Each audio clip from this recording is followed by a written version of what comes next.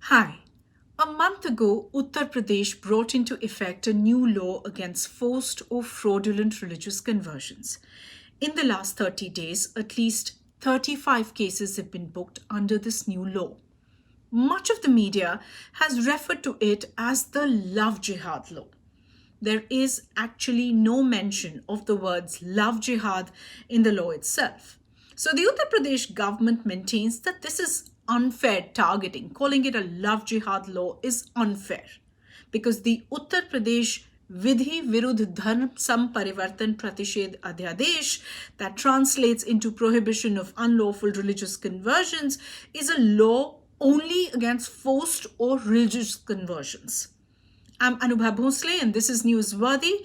Pallavi and self are here to explain if and why calling it a love jihad law that targets interfaith couples is right or wrong. Let's get started. To begin with, anti-conversion laws are nothing new in this country. They have long existed. Before Uttar Pradesh, 8 states passed their own anti-conversion laws. They prohibit conversion through the offering of money or incentives. Well, the new Uttar Pradesh law does that as well, but it goes one step further. A special category of conversion solely for the purpose of marriage, that is how the Act defines it, is also prohibited. Now, for interfaith marriages, the new law actually assumes that every conversion is unlawful unless you've had prior permission from the government. Now, what was happening in other anti-conversion laws? Well, in other laws, the accepted norm was that once a conversion has taken place, if there is cause for action, then the agencies are going to get involved. But under the new Uttar Pradesh law, it is assumed that a conversion for marriage is unlawful unless you have followed the procedure and got approval. So, a religious conversion for marriage in Uttar Pradesh now has to be approved by a district magistrate with a 2-month notice. Remember, the law also says that a marriage will be declared null and void if the sole intention of the marriage is to change a girl's religion. Now, who decides the intention? What happens in the 2-month period? Well, anything and everything. Fringe groups, families, self-styled protectors of faith can all be activated. Of the dozen or so cases that have been filed in the first 20 to 30 days in Uttar Pradesh, a majority are related to marriage. All the people booked are Muslims. Those raising objections have been Hindus and in most cases not related to the family. So pause here for a moment and think, anti-conversion or love jihad? The second most problematic aspect of the new law is that it shifts the burden of proof against the partner of the person who is converting. So it assumes that the conversion was in bad faith, it wasn't consensual, and it actually disregards the agency of the person who's converting. So for instance, I can say I converted of my own volition, of my own faith, but that is not going to be enough. This is problematic, especially for women. Also consider that love jihad. That term is problematic and I'll tackle that in a separate video. Unproven by several investigating agencies, but is broadly understood as a form of religious warfare in which Muslim men allure Hindu women into converting into Islam. This is deeply problematic. It infantilizes women, especially Hindu women, who, according to this notion, are mostly the ones who are allured. The new law also defines allurement in a broad, sweeping way. And I'm going to get in Pallavi to explain what that means. It says that those found guilty of conversion done through misrepresentation, force, undue influence, allurement, or by any fraudulent means could face a jail term from 1 to 5 years. But when you look at the definition of allurement, legal experts we spoke to say it could include gifts, materials, or otherwise. So if someone was given a copy of the Quran or Bhagavad Gita, it could be allurement, or a promise of divine pleasure in a sermon, or even a better lifestyle or a future event like an admission to a particular college because it's a religious institution, all of this could be looked at as allurement. And finally, the most talked about or the most commonly used justification in favor of the new law, that it leaves the Special Marriages Act untouched. It is not applicable to those who want to get married under the Special Marriages Act, so this is a needless controversy. Let me explain. In India, there are different provisions for different religions regarding marriage. The Hindu Marriage Act, the Muslim Personal Law, Shariat Application Act, the Christian Marriage Act, the Parsi Marriage Act, and so on.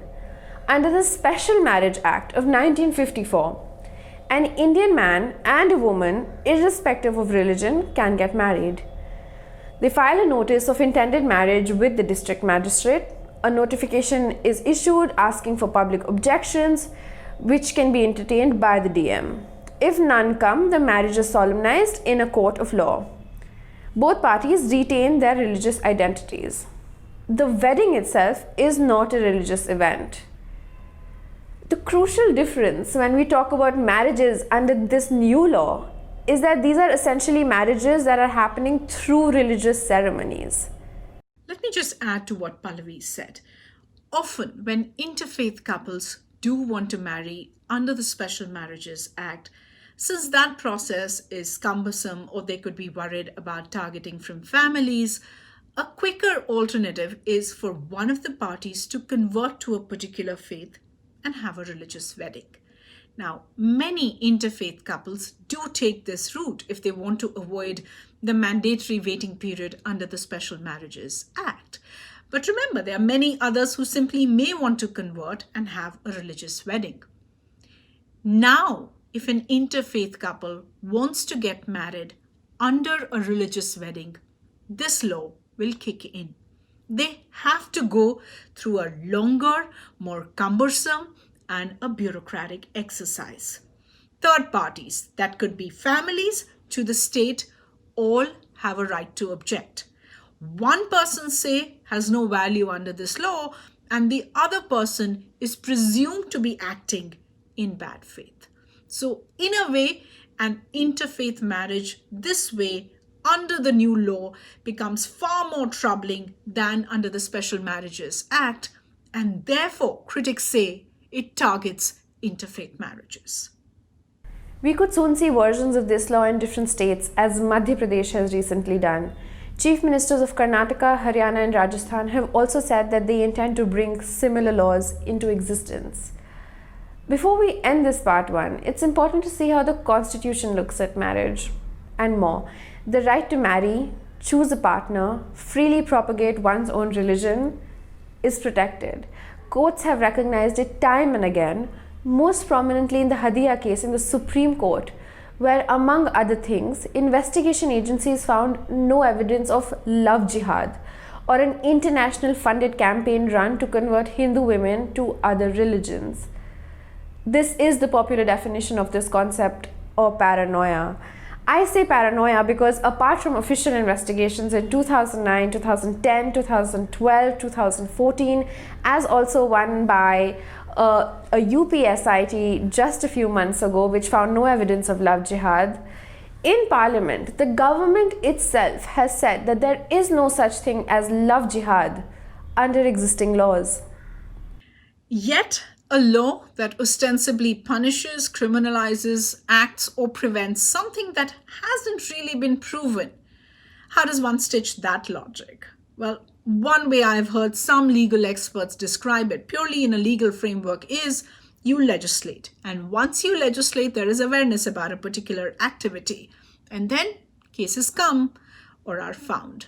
But it's the intent of this legislation is what remains a big, big question mark. Was it needed in the absence of any proof of a large-scale conspiracy to allure women, marry them and convert them? Which community is this really targeting? And is this really one of the most pressing issues of our times? We'll come back with part 2 of this series and do a deeper look into the cases registered so far. My name is Anubha Bhonsle. We do news worthy of your time. We value your feedback and all the time you spend with us. So come back soon and do remember to follow this channel.